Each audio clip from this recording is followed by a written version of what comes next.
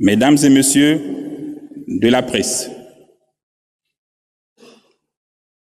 mes chers aînés, chers amis, messieurs les officiers généraux, officiers,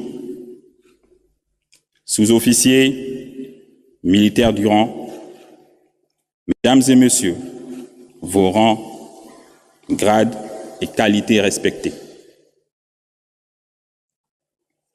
Gabonais, Gabonaises, mes chers compatriotes, je voudrais commencer cette allocution en m'adressant d'un cœur reconnaissant une action de grâce au Dieu Tout-Puissant.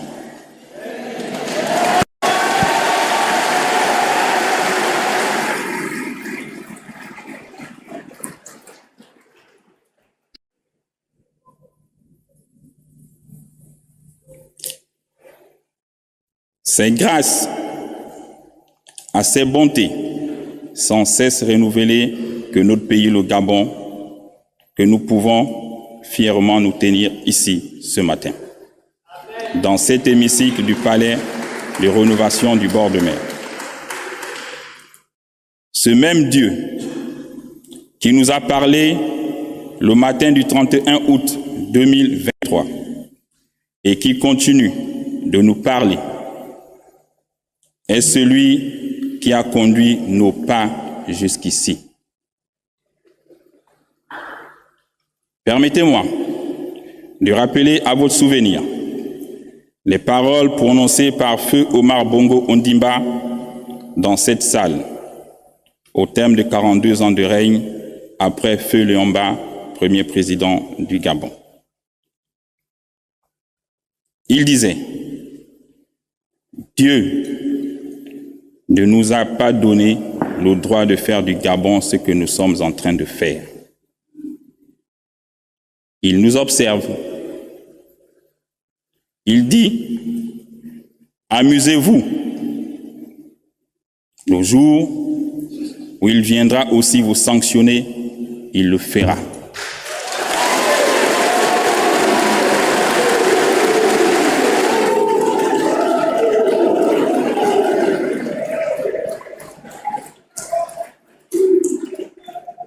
Cette phrase remplie de sagesse était en réalité la voix de Dieu qui a fini par accomplir sa volonté pour le peuple gabonais aujourd'hui.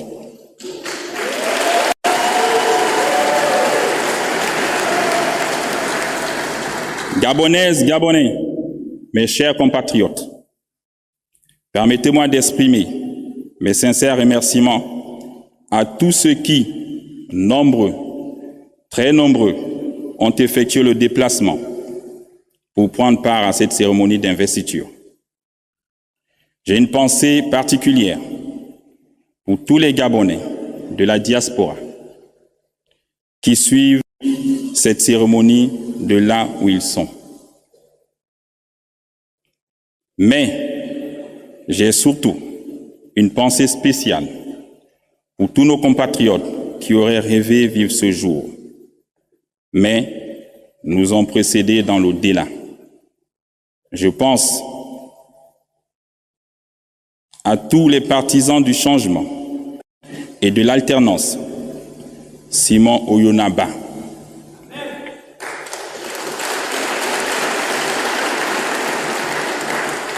Martine Oulabou,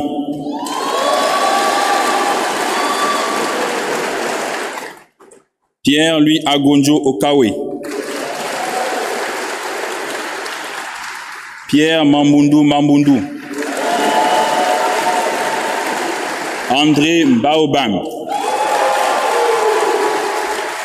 pour ne citer que cela. Comme disait l'ancien président ghanéen, Jerry John Rawlings, quand le peuple est écrasé par ses dirigeants, avec la complicité des juges, c'est l'armée qui lui rend sa liberté et sa dignité.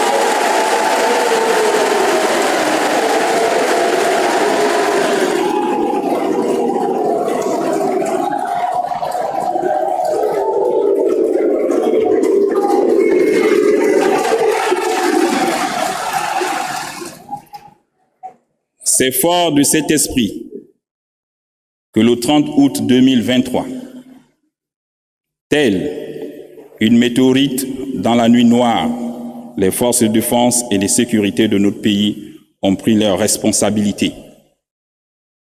en refusant le coup d'État électoral qui venait d'être prononcé par le Centre gabonais des élections à la suite d'un processus électoral outrageusement biaisé. C'est sans aucune violence, sans heurts et sans effusion de sang que le Comité pour la transition et la restauration des institutions, en abrégé CTRI, a changé le régime en place, qui confisquait le pouvoir des institutions de la République depuis plusieurs années, au mépris flagrant des règles démocratiques.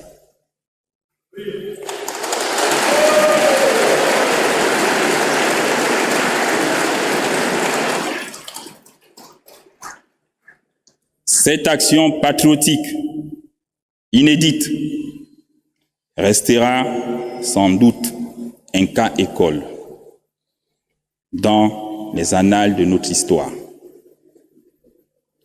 L'armée républicaine s'est inscrite dans le refus de cautionner la forfaiture qui aurait, une fois de trop, coûté la vie à de nombreux citoyens. Le peuple gabonais demande tout simplement ses droits, que ces droits soient garantis à travers des institutions fonctionnelles. Les forces de défense et de sécurité avaient un double choix, soit tuer des Gabonais qui auraient légitimement manifesté, soit mettre fin à un processus électoral pipé, dont les conditions du déroulement ne permettaient d'ailleurs pas l'expression d'une démocratie. C'est en toute liberté et responsabilité que nous avons dit non. Plus jamais ça dans notre beau pays, le Gabon.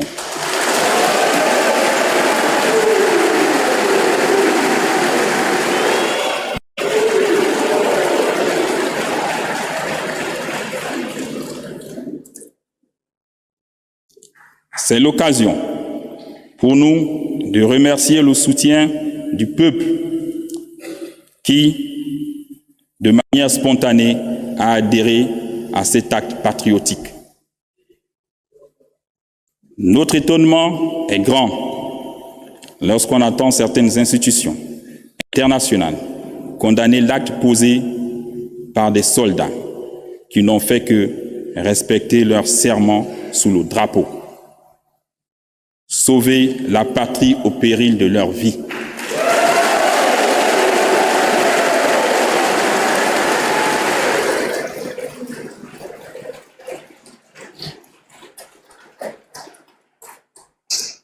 Desmond Tutu disait, je cite, « Si vous êtes neutre devant une situation d'injustice, c'est que vous avez choisi d'être du côté de l'oppresseur. »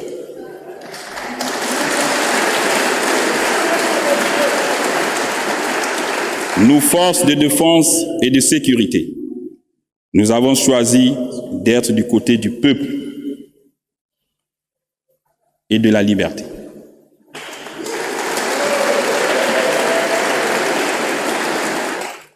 Comme le général de Gaulle jadis pour la France.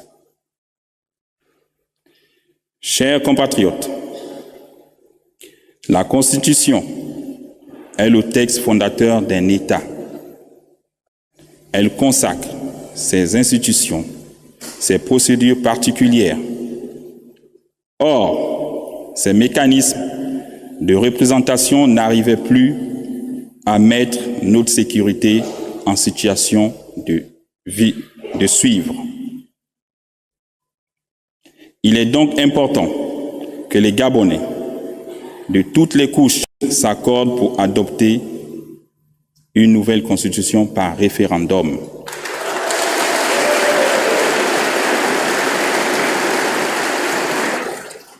Ainsi qu'un nouveau code électoral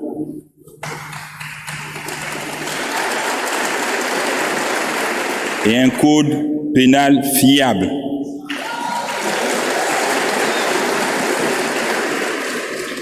Qui garantissent à tous les mêmes chances. Notre pays, le Gabon, mérite des institutions fortes, crédibles, une gouvernance assainie, plus en phase avec les normes internationales en matière de respect des droits humains, des libertés fondamentales, de la démocratie, de l'état de droit. Je souligne par ailleurs que le Gabon est un pays indivisible dans sa diversité, de ses cultures, sa complexité ethnique et sa géographie. L'unité de notre peuple doit toujours être la condition essentielle pour l'exercice de nos libertés fondamentales. J'y veillerai personnellement durant toute la période de transition. De même, je m'engage à ce que les relations séculaires entre les Gabonais et nos frères étrangers soient toujours des relations de grande amitié, de tolérance et de la concorde. La politique et l'administration dans un pays sont des domaines de la souveraineté nationale. Le dire n'est nullement de la xénophobie.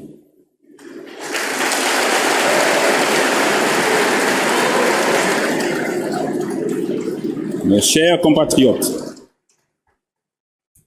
depuis quelques jours, le Comité pour la transition et la restauration des institutions a entrepris des consultations avec toutes les forces vives de la nation. Les préoccupations soulevées sont légitimes et limpides. Aussi, avec le gouvernement qui va être mis en place dans quelques jours, composé de gens expérimentés et de personnes à la compétence avérée, nous allons nous altérer à donner à tous des raisons d'espérer à une vie meilleure.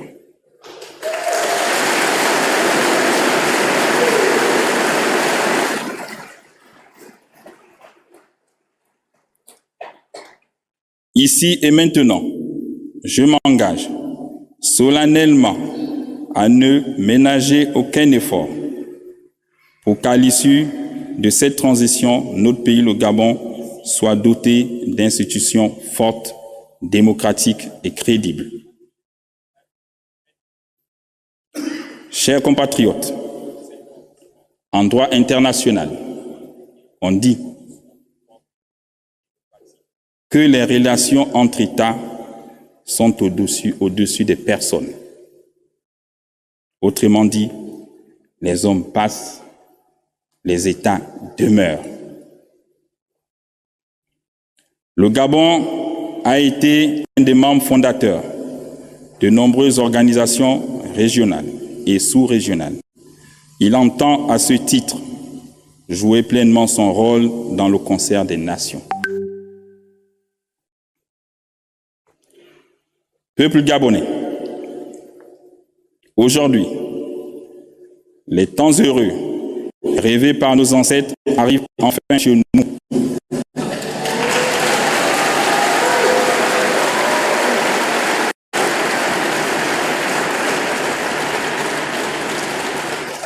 Et il faut donc un changement profond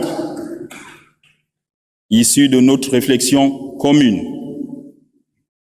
C'est pourquoi j'instruis déjà le futur gouvernement à réfléchir sans délai sur les mécanismes à mettre en place afin de faciliter le retour au pays de tous les exilés politiques,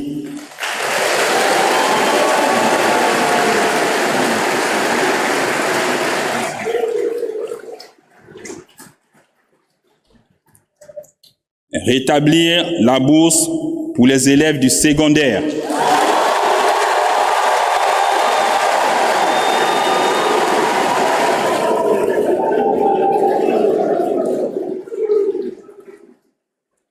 amnistier les prisonniers d'opinion,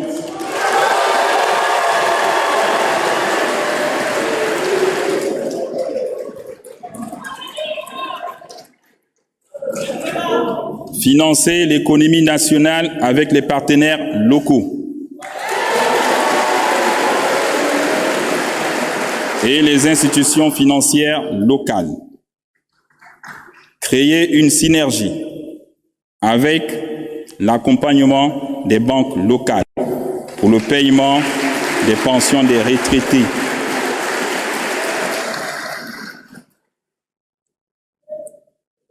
et réviser les conditions d'attribution de la nationalité gabonaise.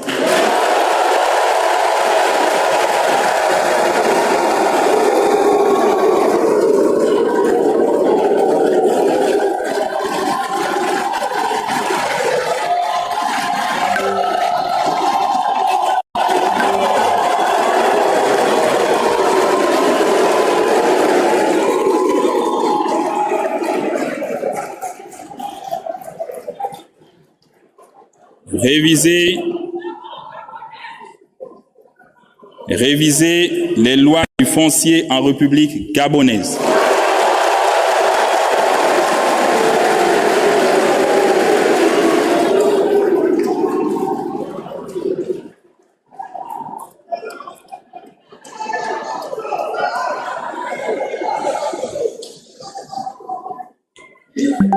À l'issue de cette transition, avec l'apport de tous les Gabonais, partenaires au développement, nous entendons remettre le pouvoir aux civils en organisant de nouvelles élections libres, transparentes et crédibles dans la paix sociale.